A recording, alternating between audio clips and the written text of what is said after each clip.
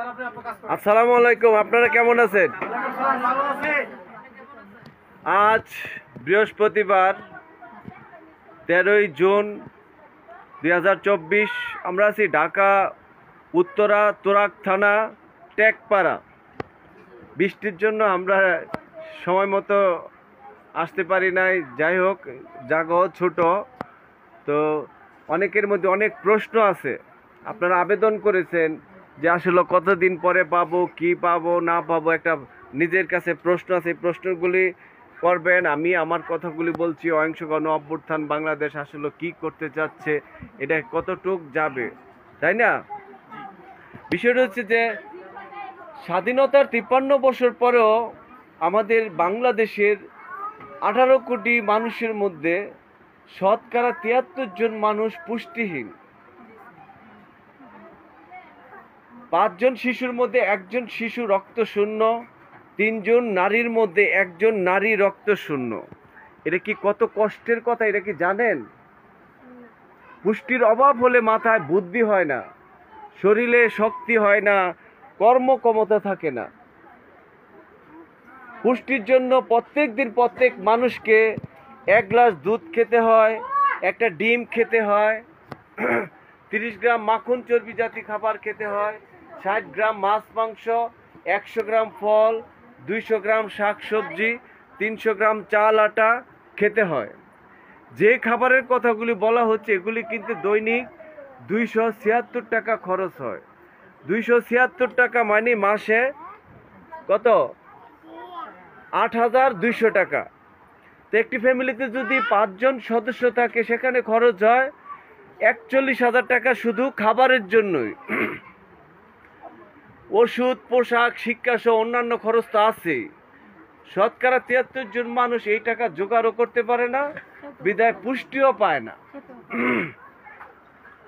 তো 2023-24 অর্থ বছরে বাংলাদেশ সরকার 7,61,000 কোটি টাকা বাজেট বানিয়েছে। বাজেট হচ্ছে একটি দেশের 1 বছরের আয় ব্যয়ের হিসাব। ব্যয়ের মধ্যে থাকে সরকারি কর্মচারীদের বেতন, ভাতা, পেনশন, বাড়ি গাড়ি খরচের হিসাব। আমাদের সরকারগুলো দেশ বিদেশ থেকে কোটি কোটি টাকা আমাদের সরকারগুলো দেশ বিদেশ থেকে কোটি কোটি টাকা ঋণ করেছে। সেসব ঋণের কিস্তি দিতে হয়, সুদ দিতে হয়। সরকার রাস্তাঘাট, স্কুল কলেজ বানানো সহ নানা উন্নয়নের কাজ করে থাকেন। সরকারের কোনো জমিদারি নেই, লাভজনক কোনো ব্যবসাও নেই। বাজেটের পুরো টাকাটাই 18 কোটি জনগণ থেকে ভ্যাট ট্যাক্সের মাধ্যমে আদায় করবে। জানেন, এই বিষয়টা কিন্তু বুঝতে হবে। বর্তমান বছরে জনপ্রতি গড়ে 42,300 টাকা আদায় করবে। গত বছর 37,000 টাকা আদায় করা হয়েছিল। এমন কোনো মানুষ নেই যার থেকে ভ্যাট ট্যাক্স নেওয়া হয় না। এমন কোনো জিনিস নেই যা ভ্যাট ট্যাক্সের আওতায় নেই। চাল, ডাল, লবণ, বিদ্যুৎ, তেল, আদা, রসুন, পানি, বই খাতা সব কিছুতেই ভ্যাট ট্যাক্স দিতে হয়। ভ্যাট ট্যাক্স নেওয়া কোনো খারাপ কিছু না, সব দেশেই ভ্যাট ট্যাক্স নেওয়া হয়। কিন্তু দুর্ভাগ্যজনকভাবে আমাদের জনগণ থেকে ভ্যাট ট্যাক্স আদায় করা অর্থের একটি বড় অংশ সীমাহীন দুর্নীতির মাধ্যমে বিদেশে পাচার করা হয়েছে। বুঝছেন? এসব টাকা জনগণের ভ্যাট ট্যাক্সের আদায় করা অর্থ। তো আমাদের এই সমস্যাগুলি কেন হবে, তাই না? আমাদের এই সমস্যাগুলি সমাধান করতে হলে আমাদের দরকার পুঁজি। পুঁজি হলে আমরা ব্যবসা বাণিজ্য করে আমাদের যে পুষ্টির চাহিদা এটা পূরণ করতে পারবো। তা আমার কাছে পুঁজি নাই, তাহলে আমি এইসব পূরণ করব কিভাবে?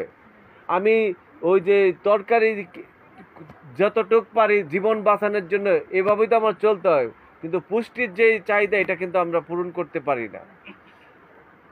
তো অহিংস গণ অভ্যুত্থান বাংলাদেশ এটা বাংলাদেশ ব্যাপী কাজটা করতেছে। এটার কাজ হচ্ছে 3টি। এক নাম্বার হচ্ছে জনগণের টাকা Australia, Canada, America, Malaysia, Singapore, Dubai, Europe এসব প্রভৃতি দেশে বিদেশে পাচার হয়েছে।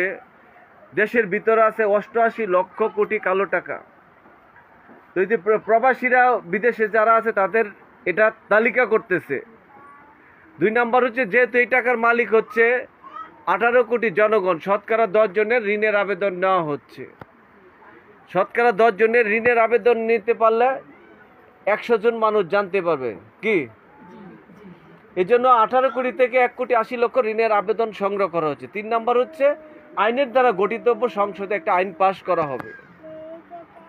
আইন পাশ হলে এই অবৈধ অর্থ উদ্ধার ও গণমুখী বিনিয়োগ জাতীয় সংস্থা হয়ে গেলে এই টাকাগুলি উদ্ধার করে যারা আবেদন করছে তারা বিনা সুদে বিনা জামানতে সহজ কিস্তি পরিশোধযোগ্য ঋণ নিতে পারবে। এই পর্যন্ত 1 কোটি ঋণের আবেদন হয়ে গেছে। এটা হচ্ছে সুসংবাদ। 10ই ডিসেম্বর সকাল 10টায় প্রেস ক্লাব পল্টন এলাকায় যারা আবেদন করেছেন তারা যাবেন। কেন যাবেন? আপনার যে টাকাটা দরকার সেটা কিন্তু আপনার দেখাইতে হবে যে না আমার টাকা দরকার, তাহলে কিন্তু আইনটা পাস হবে। আমার কথা বুঝছেন? আপনি কিন্তু কাউকে 10 টাকা দিচ্ছেন না যে আমার থেকে 10 টাকা নিয়ে খাচ্ছে। আপনি এখান থেকে যদি ট্যাগপাড়া থেকে যান হয়তো আসা যায় 100 টাকার বেশি খরচ হবে না কি? তো ওখানে কিন্তু সবার যেতে হবে, যেহেতু সবারই টাকা দরকার তাহলে সবারই যেতে হবে। গেলে এটা আইনটা পাস হবে। এটা বাংলাদেশ ব্যাপী হচ্ছে, এটা আইনটা পাস হবে, এটা নিয়ে কোনো সন্দেহ নেই। এখানে আছেন সংগঠক মমতাজ বেগম এবং আকাশ। তো আমি আরও কথা বলবো, যাদের প্রশ্ন আছে প্রশ্ন করবেন। সবাই ভালো থাকেন। আসসালামু আলাইকুম।